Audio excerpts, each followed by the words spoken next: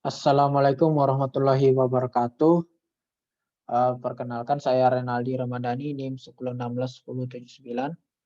Eee, saya akan menjelaskan mengenai Agile Development. Sebelum itu saya akan menampilkan outline saya, yaitu menjelaskan pengertian Agile Development, manfaat, prinsip-prinsip, dan jenis-jenisnya. Oke, jadi ya, pengertian Agile Development yaitu sekelompok metodologi pengembangan pengembangan perangkat lunak yang didasarkan pada pengembangan berulang di mana persyaratan dan solusinya berkembang melalui kolaborasi antara tim lintas fungsi dan yang mengatur sendiri. Kemudian ada manfaatnya. Jadi manfaatnya ini didapatkan pada role-nya itu vendor, tim development, dan manajer produk. Nah, untuk manfaat terhadap vendor yaitu dapat mengurangi pemborosan dengan memfokuskan upaya pengembangan pada fitur bernilai tinggi dan peningkatan efisiensi yang membuat vendor lebih responsif dari permintaan developer. Selanjutnya adalah, untuk tim development, yaitu dapat menguntungkan anggota tim dengan mengurangi pekerjaan yang tidak produktif dan memberikan mereka lebih banyak waktu untuk melakukan pekerjaan yang sukai. Kemudian ada manajer produk, yaitu membuat penyelarasan antara pekerjaan dan kebutuhan klien lebih mudah dengan cara memberikan kesempatan untuk, memprioritaskan pekerjaan dan memastikan pengiriman nilai maksimum. Nah, ini merupakan prinsip. Jadi prinsipnya ada 12 prinsip, yaitu lebih menekan yang pertama adalah menekankan, kepuasan klien sebagai prioritas utama, dengan cara menghasilkan produk lebih awal secara berkelanjutan. Selanjutnya adalah, eee, Agile ini, selalu terbuka dan dalam menerima perubahan, meskipun mengalami hambatan dalam mengembangkan perangkat lunak. Perangkat lunak tersebut akan memberikan keuntungan yang kompetitif bagi para klien.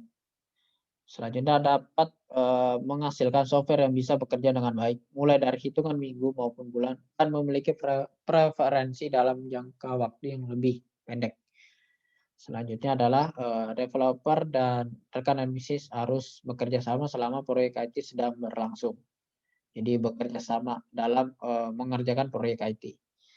Selanjutnya adalah mengembangkan proyek pada orang-orang yang termotivasi, adanya lingkungan yang mendukung akan membuat mereka untuk segera menyelesaikan pekerjaan dengan baik. Selanjutnya adalah komunikasi secara langsung adalah metode yang efektif dan efisien untuk menyampaikan informasi dan mengembangkan software. Selanjutnya adalah software yang bekerja dengan baik adalah ukuran utama dalam kemajuan proyek IT. Selanjutnya adalah agile development mampu mengembangkan proyek dan pengembangan secara berkelanjutan dengan dukungan yang stabil dari sponsor, developer, dan pengguna. Selanjutnya adalah keunggulan teknis yang menjadi hal yang patut diperhatikan untuk, meningkatkan sebuah agility. Selanjutnya adalah kesederhanaan adalah hal yang paling penting dalam agile development, yakni memaksimalkan sumber daya yang ada. Kemudian ada segala kebutuhan dan desain software yang terbaik muncul dari tim yang mampu mengorganisir diri sendiri. Selanjutnya adalah tim pengembang secara berkala akan melakukan refleksi mengenai bagaimana cara bekerja yang lebih efektif dan menyelaraskan dengan pola kerja mereka. Nah, berikut ini adalah jenis-jenisnya. Jadi yang pertama itu ada extreme programming, sorry. Yang kedua dynamic system development method. Yang ketiga adalah Scrum metodologi. Yang keempat adaptive software development. Sebenarnya jenis-jenisnya itu banyak ya, cuman yang sering digunakan adalah yang empat ini, gitu. Oke, yang pertama extreme programming. Jadi, XP ini singkatnya XP ya, dikembangkan oleh Handback dan Ward Cunningham pada bulan, Maret 1996. Dikarenakan ada permintaan dari customer yang sering berubah sehingga mengakibatkan putaran kehidupan metode pengembangan software software tradisional tidak selaras. Nah, jadi extreme programming ini adalah sebuah pendekatan atau model pengembangan perangkat lunak yang mencoba menyederhanakan berbagai tahapan dalam proses pengembangan tersebut sehingga menjadi lebih adaptif, dan fleksibel. Tujuan dari extreme programming ini adalah meminimalisir biaya yang diperlukan jika ada perubahan dalam pengembangan perangkat lunak. Adapun prosesnya ini terdapat 4, yaitu perencanaan, desain, dan pengujian. Jadi perencanaan atau planning ini merupakan langkah awal dalam membangun sistem di mana tahapan ini dilakukan dalam beberapa kegiatan perencanaan, yaitu identifikasi permasalahan, menganalisa kebutuhan, sampai dengan penetapan jadwal pelaksanaan pembangunan sistem.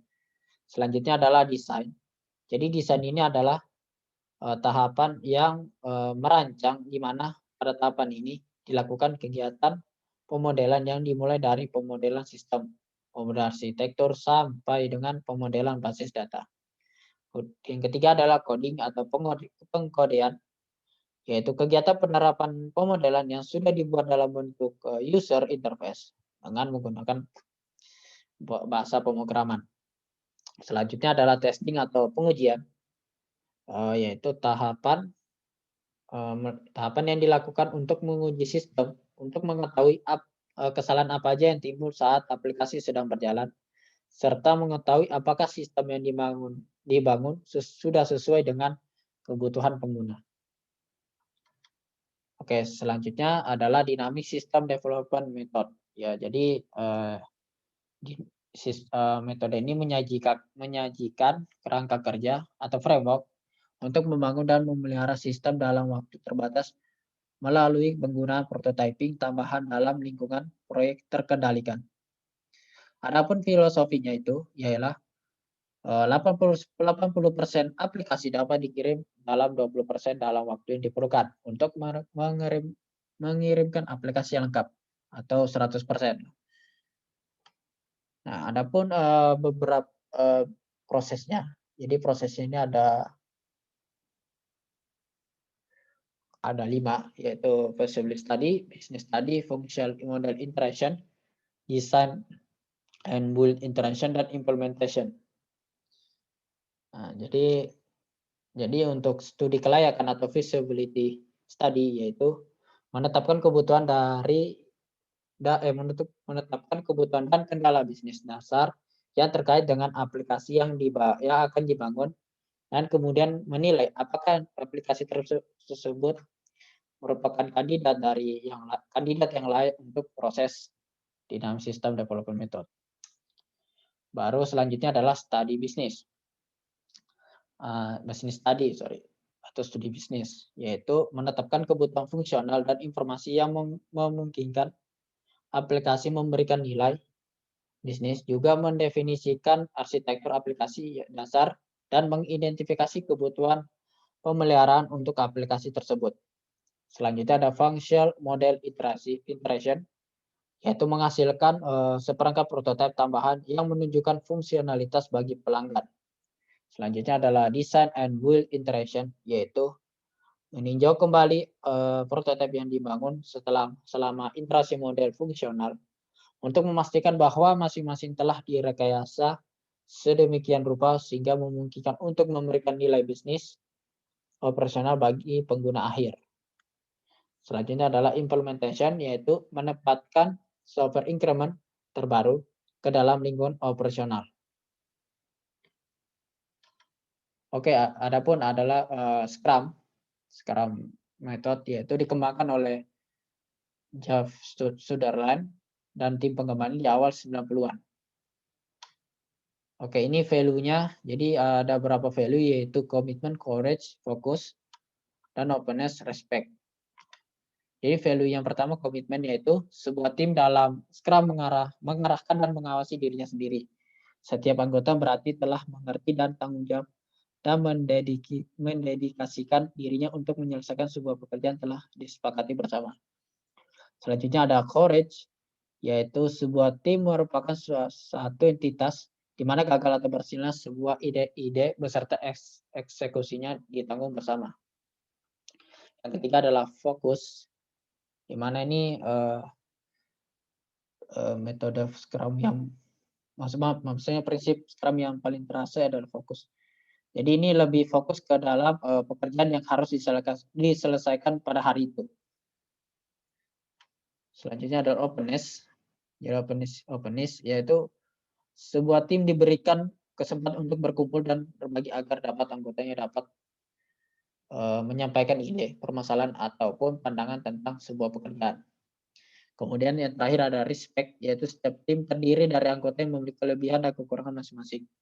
Setiap kelebihan dan kekurangan tersebut harus dihormati agar tidak saling menyalahkan jika membahas satu kendala atau gagalan.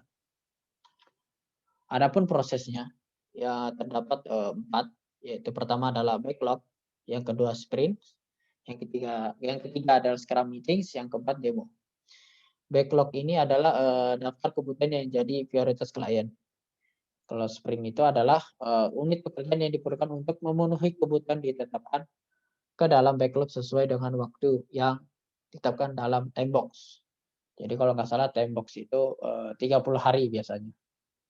Kemudian ada scrum meeting, yaitu melakukan pertemuan selama 15 menit per hari untuk mengevaluasi apa yang dikerjakan, hambatan yang ada, dan target penyelesaian untuk bahan meeting selanjutnya. Ya, selanjutnya adalah demo. Demo ini adalah penyerahan software increment ke klien penyerahan software increment ke klien untuk melakukan tes dan memberikan evaluasi kepada kita berupa feedback. Ya. Adapun adaptive software development, yaitu salah satu metode yang diusulkan oleh Jim Hyde sebagai teknik membangun software dan sistem yang kompleks. Nah, adapun dasar filosofisnya yaitu kolaborasi manusia dan pengaturan diri tim. Memfokuskan kolaborasi manusia dan pengaturan diri tim. Adapun siklusnya itu terdapat 3, ya, 3 siklus, yaitu speculate, collaborate, dan learn. Ya. Jadi speculate yaitu tahapan yang didefinisikan visi misi pengguna terhadap sistem yang dibuat. Selanjutnya mendefinisikan project constraints, dan selanjutnya mendefinisikan satu set dari requirements yang akan dikerjakan dalam satu cycle. Selanjutnya collaborate yaitu tahapan di mana ini mengorganisasikan tim kerja untuk membangun sistem. Contohnya kayak kita melakukan kerjasama dalam membangun sistem. Jika ada kesusahan, maka saling membantu. Gitu. Selanjutnya ada learn. Learn ini terdapat 3 aktivitas, yaitu pelanggan menyediakan feedback terhadap hasil incremental delivery. Selanjutnya ada tim ASD melakukan review terhadap komponen perkeluaran untuk memperbaiki. Yang ketiga adalah meningkatkan kualitas perangkat lunak yang sedang dibuat. Oke, sekian dari presentasi saya. Bila ada salah saya minta maaf. Assalamualaikum warahmatullahi wabarakatuh.